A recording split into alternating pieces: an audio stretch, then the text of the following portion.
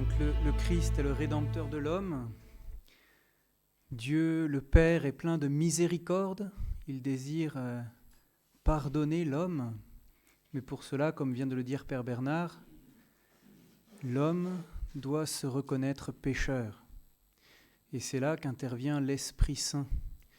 L'Esprit Saint qui, nous allons le voir, a mission d'abord d'éclairer la conscience de l'homme pour lui révéler son péché. Et cela non pas pour l'enfoncer, mais au contraire, pour lui permettre d'accueillir la miséricorde et ainsi de se convertir et ainsi de recevoir la vie, la vraie vie, le vrai bonheur. Et c'est cette idée, on peut dire que Jean-Paul II va développer. Alors en 1986, il est encore bien slave, sa pensée est toujours en spirale, et il revient et il insiste sur cette idée. L'Esprit Saint est au sein de la Sainte Trinité la personne amour, la personne don.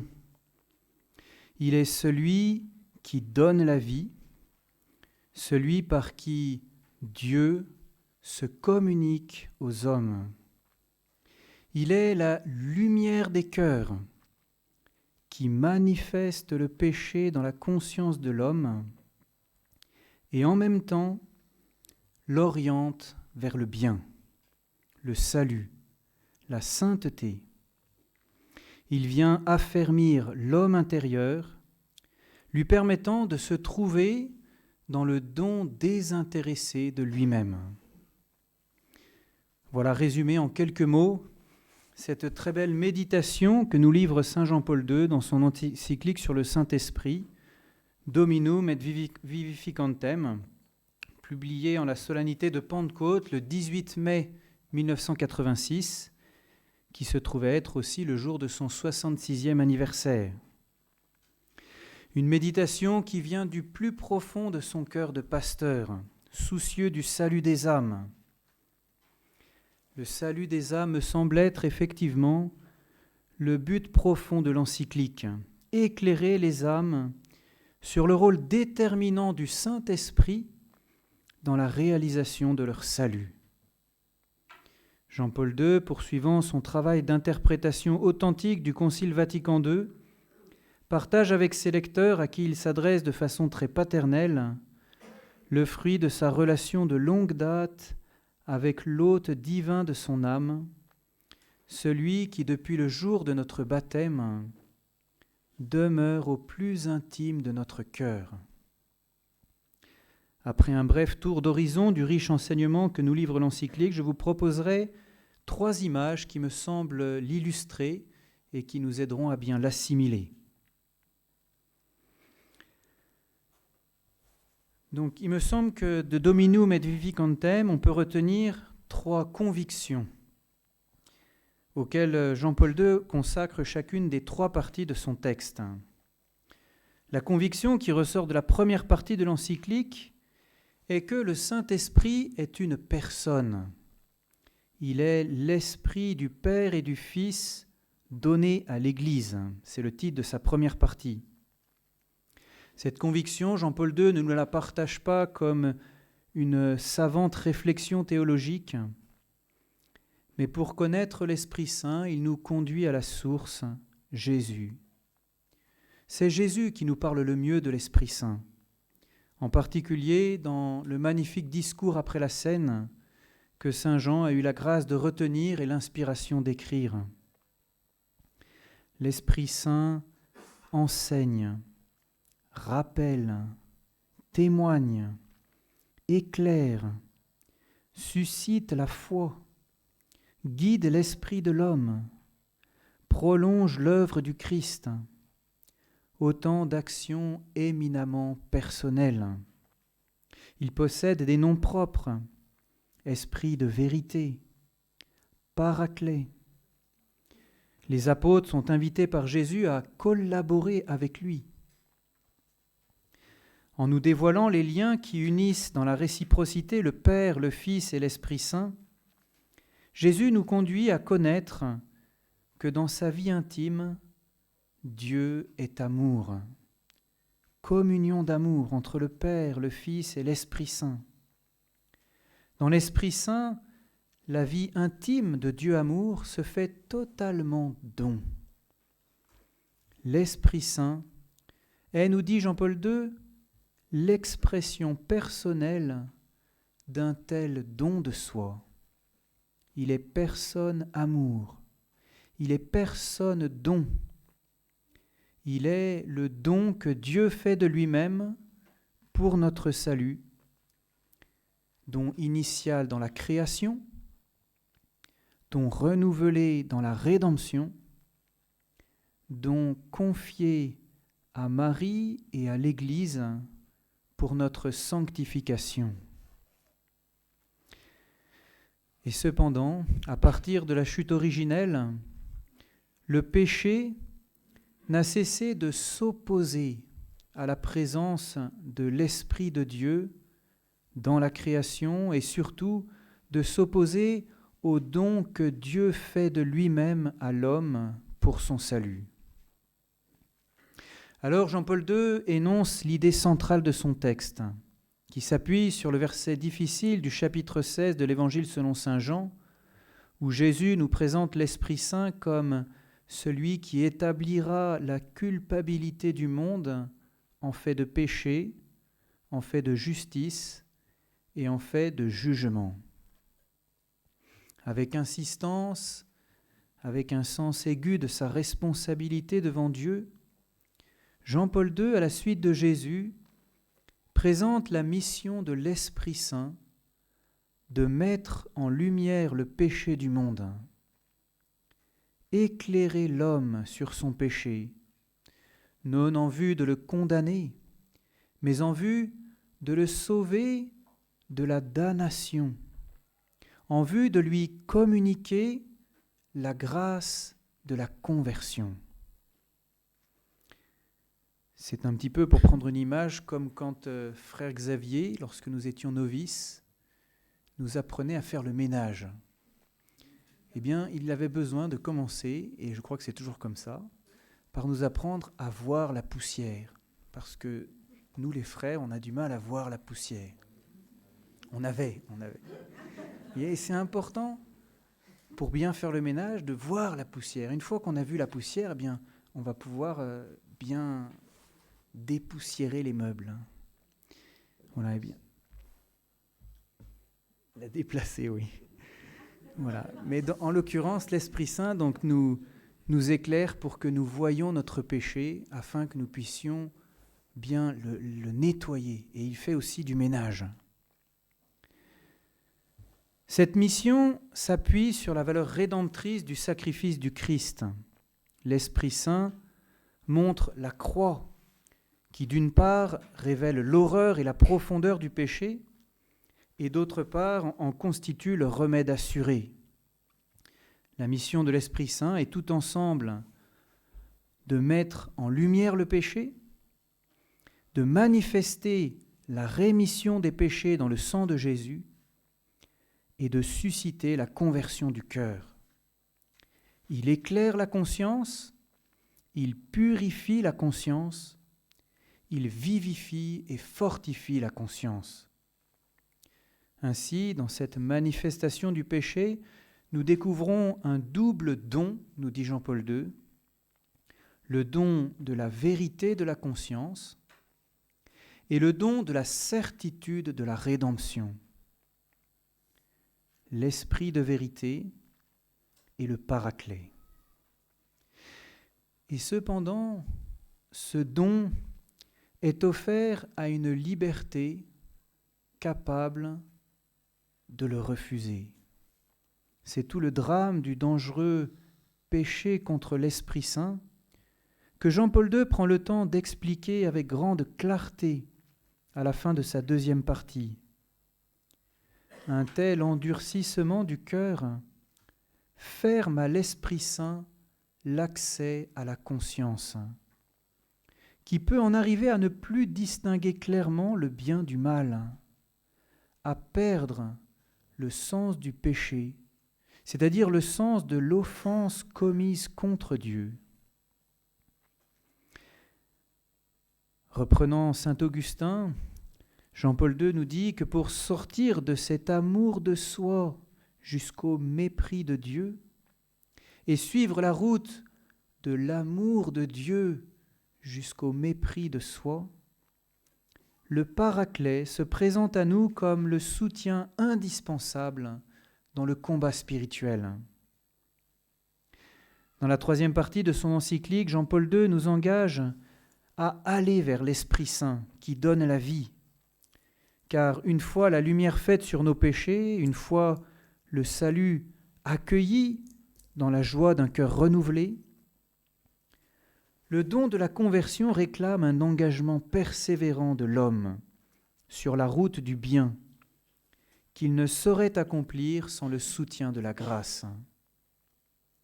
Pas d'angélisme naïf chez saint Jean-Paul II, mais un réalisme franc, habité par une espérance ferme, nourri de l'enseignement de saint Paul aux Romains et aux Galates.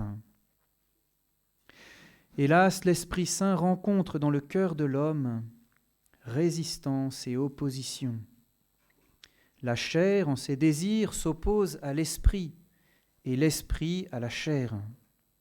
Un combat se déroule dans l'homme entre, d'un côté, l'ouverture à l'action de l'Esprit Saint et de l'autre, la résistance et l'opposition à son égard, à son don salvifique.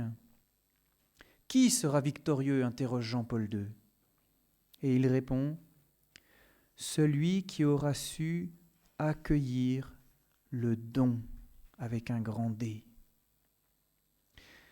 Ici, Jean-Paul II prend encore le temps de préciser que cette lutte trouve également une dimension extérieure dans le matérialisme, cette idéologie athée qui exclut radicalement la présence et l'action de Dieu dans le monde et par-dessus tout dans l'homme. Il en résulte un effrayant tableau de mort que notre époque est en train de composer et que nous avons déjà évoqué. Dans cette lutte, par l'Eucharistie, l'Esprit Saint vient affermir l'homme intérieur. Grâce à la relation d'intimité avec Dieu, l'homme se comprend lui-même d'une façon nouvelle. Par le don de la grâce efficace qui vient de l'Esprit, l'homme entre dans une vie nouvelle. Il est introduit dans la réalité surnaturelle de la vie divine elle-même et il devient un temple vivant de Dieu.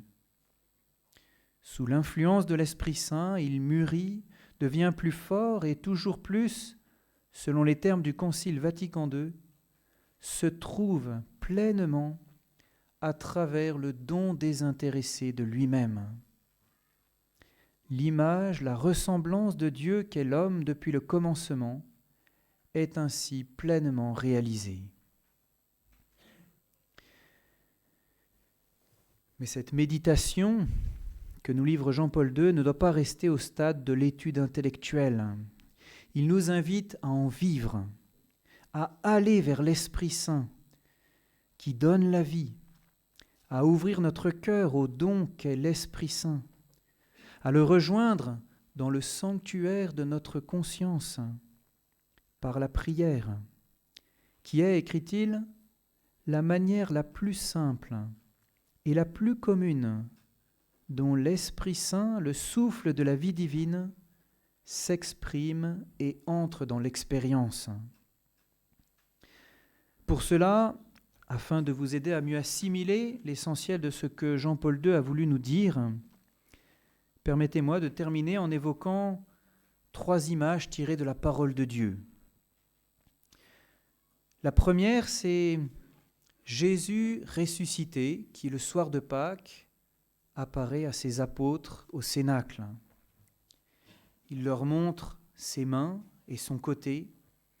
Il souffle sur eux et leur dit « Recevez l'Esprit Saint.